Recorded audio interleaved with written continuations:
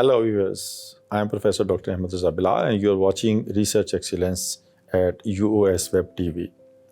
Thank you. Today we have our guest from University of Central Lancashire, Professor Dr. Nicola.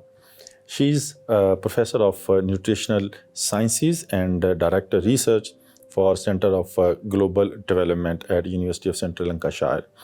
Today, she's here with us to participate in the inaugural session of Interdisciplinary Research Center for One Health at University of Sargodha, as well as to participate in the International Conference on One Health at University of Sargodha. Hi, Professor Nicola. How are you? I'm very well, thank you. It's good to be here. So happy to see you in Pakistani dress. Thank you. How many times you been in Pakistan and what you found Pakistan about its beauty, its peace, and about the people and the research culture?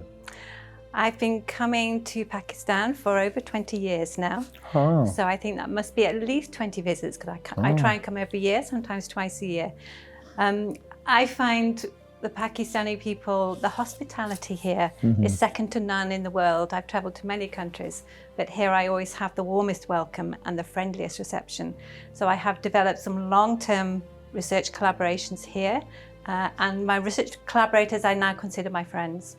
Great. So your first time in Sargodha? It's my first time in Sargodha, yes. Great. So you have seen the culture and the people and our crops. It's a very rich and center of the province of Punjab. Yeah. So we'll try to arrange your visits of different areas of Punjab and Pakistan. I'd enjoy that very much. Thank you so much. So what's your main area of research, and you are here to participate in the Interdisciplinary Research Conference for One Health. So what's your main area of research and how you collaborate or correlate your area of research with One Health? So my area of research is nutrition. Specifically, I'm interested in micronutrients. So those are elements such as iron, zinc, selenium, which are all essential for the healthy human diet. We find that around the world, there are places where the diet is deficient in these micronutrients, causing some health-related concerns. My particular focus is on zinc. Zinc is a micronutrient that's important for growth and development in children and healthy immune function in adults.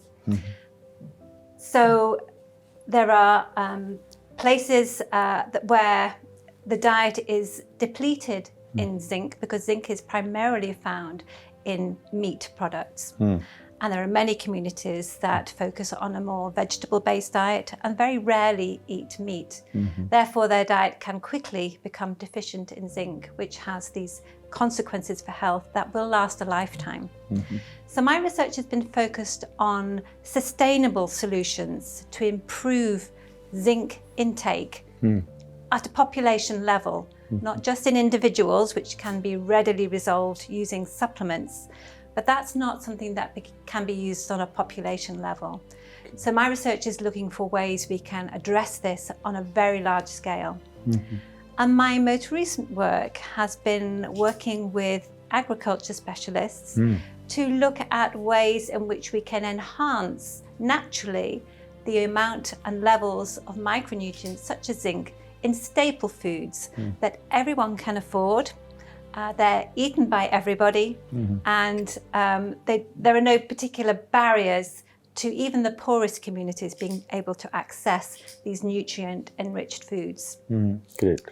So I've been working, as I said, with agriculturalists to develop a zinc-rich variety of wheat using selective breeding techniques coupled with agronomic methods to enhance the zinc content of the soil.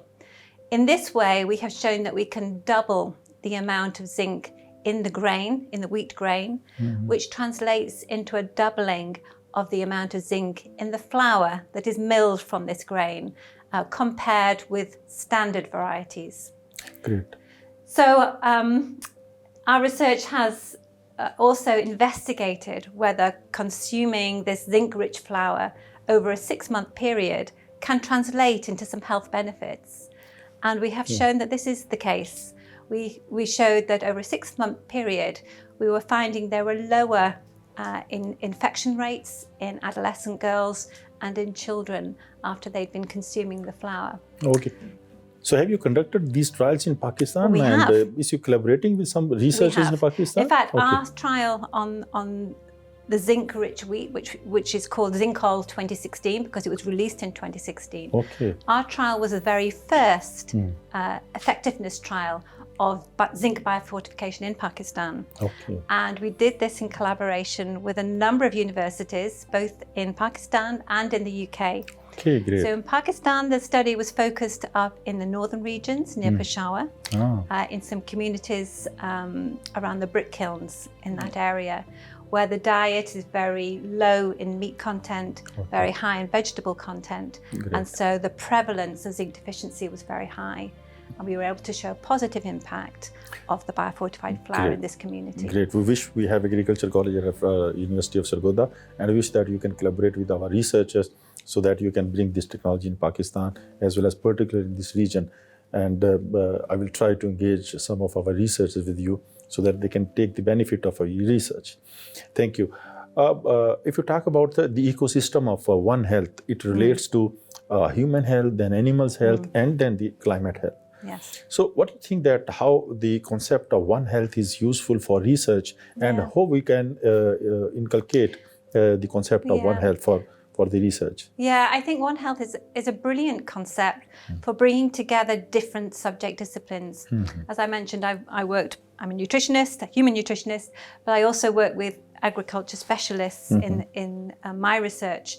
And so breaking down those silos between subject disciplines is one of the great benefits of this One Health approach. It gives us a platform to work together and look at a problem with a 360-degree approach angle. We have multiple viewpoints, multiple angles provided by the different specialists in the different areas.